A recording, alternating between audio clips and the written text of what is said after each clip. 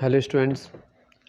तो कल जो है सिविल सेवा परीक्षा के परिणाम जारी हुए हैं और उत्तराखंड के बहुत से छात्र छात्राओं ने भी इसमें सफलता प्राप्त की है, जो कि एक तैयारी करने वाले प्रत्येक छात्र के लिए एक मोटिवेशन की बात है।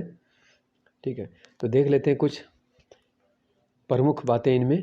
पहाड़ की बेटियों ने सिविल सेवा में लहराया परचम। ठीक है, सुईली गाँव की कंचन का सिविल सेवा में हुआ चयन। तो ये रुद्रप्रयाग से हैं और इनका चयन जो है कंचन डिमरी, ठीक है, इनका जो है सिविल सेवा में सिलेक्शन यानी आईएएस में सिलेक्शन हो चुका है। इसी तरह काशीपुर की कीर्ति है, इन्हें 274वीं रैंक मिली है। कल्पना पांडे हैं बागेश्वर से, इन्हें 102वीं रैंक मिली है। ठीक है, कर्णप्रयाग के बागड़ी गांव से हैं, कर्णप्रयाग के बागड़ी गांव की बेटी भी आईएएस बनी।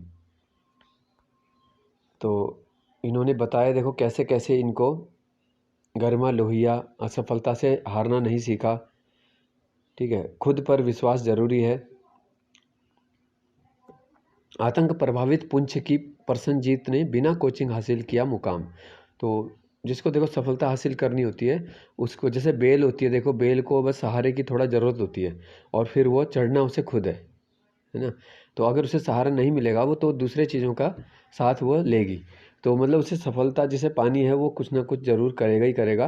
वो केवल इस भरोसे में रहेगा कि मेरे पास ये संसाधन नहीं है तो मेरा नहीं होगा, है ना। दिव्यांगता भी नहीं डिगा पाई सूरज के हौसले। तो देखो बिना पैर और बिना एक हाथ के इन्होंने जो है सिविल सेवा में उसके बावजूद भी रैंक लाई। तो ऐसे व्यक्ति को देखो अपने दैनिक जीवन के जो काम होते हैं वो करने में भी कितनी कठिनाई होती है ना। तो इसका मतलब है कि जो हम सोचते हैं कि हमारे जीवन में कठिनाई है, समस्या है, तो ज़्यादातर हमारी प्रॉब्लम मेंटली होती है। मानसिक रूप से हम अपने आप को ऐसा बना देते हैं अक्षम एक तरीके से। जब ऐसे व्यक्ति को हम देखते हैं और जब ऐसा व्यक्ति कर सकता है तो कोई भी कर सकता है। उसने कितना संघर्ष किया होगा, कितनी मेहनत की होगी। तो जिसके अंदर हौसला है, मन में हौसला है, मतलब बोलते ना मन में आग जल रही है, तो फिर बाहर के मोटिवेशन की भी ज़रूरत नहीं पड़ती है। ठीक है, सब कुछ आपके अंदर ही है।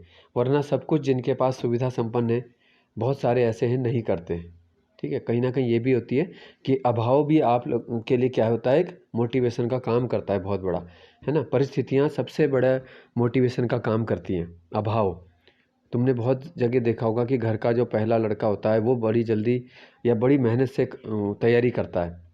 बाकी जब वो सुविधाएं जुटा देता है तो कई बार बाकी भाई बहन उतना नहीं करते, नहीं कर पाते, है ना। कई करते भी हैं लेकिन कईयों को सुविधा मिलने के बाद नहीं करते उतना, क्योंकि उसका पहले वाले का मोटिवेशन उसकी परिस्थितियां यानी उसकी आवश्यकताएं उसका मोटिवेशन थी। अगर वो नहीं करता तो उसका घर वैसा नहीं बनता, वो नहीं करता तो उसके पिताजी वैसे ही दिहाड़ी मजदूरी करते, है ना। तो इससे ज़्यादा मोटिवेशन उसे क्या चाहिए था, किसी के मोटिवेशनल स्पीकर की ज़रूरत नहीं है फिर।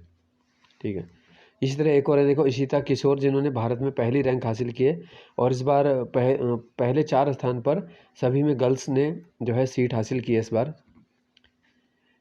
तो वुमेन एम्पावरमेंट का ही बोलबाला है पूरा। अखबार और इंटरनेट से की थी तैयारी इशिता किशोर, ठीक है, जो देश में प्रथम है। परिवार के भरोसे ने बनाई परिस्थितियाँ, आसान बनाई परिस्थितियाँ। ठीक है, खुद रिजल्ट देखते इससे पहले लोगों ने कर दिया फ़ोन। 2 बार प्री भी नहीं निकला लेकिन नहीं हारी हिम्मत। तो 2 बार देखो जिनका प्री भी नहीं निकला फिर भी उन्होंने तैयारी करके और आईएएस टॉप किया। और सभी बॉयज़ भी इनके साथ कंपटीशन में थे, उन्हें भी पीछे करके पूरे रैंक 1 हासिल की है। तो दुनिया की सबसे कठिन परीक्षाओं में से एक मानी जाती है संघ लोक सेवा आयोग की सिविल सेवा परीक्षा। और उसमें सिविल सर्वोच्च रैंक हासिल करना एक विलक्षण उपलब्धि है अपने आप में। तो इसका मतलब देखो कोई कुछ भी कर सकता है, भले ही आप कितनी बार फेल हो गए हो, तो आपके अंदर से वो आवाज़ आनी चाहिए, आपको वो बात पता होगी कि मैं कर सकता हूँ, नहीं कर सकता हूँ।